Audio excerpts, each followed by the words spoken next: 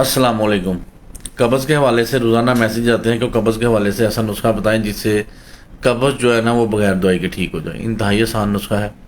आपने क्या करना है, 10 ग्राम कस्ट्राइल, 10 ग्राम बादाम का तेल और 10 ग्राम जैतून का तेल, ये तीनों तेल आपने लेके मिक्स कर लेने हैं।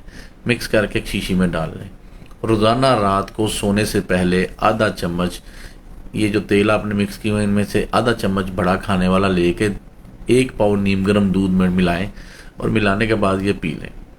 इंशाल्लाह अल्लाह ने चाहा 7 दिन के अंदर अंदर कब्ज़ का मुस्तकिल ख़ात्मा हो जाएगा। लेकिन इसके साथ साथ आपने परहेज़ क्या करना है, आपने मैदा बंद कर देना है, बोतलें, अचार, चटनियाँ, मुरब्बे, और सुबह नाश्ता आप गंदम के दलिए का करें ताकि आपके आंतों के अंदर फाइबर की मिकदार बढ़े और ये कब्ज़ का मसला हमेशा के लिए ख़त्म हो जाए। दुआओं में याद रखें। जिन्होंने अभी तक स्नैक वीडियो पर फॉलो नहीं किया वो स्नैक वीडियो पर फॉलो कर लें। शुक्रिया।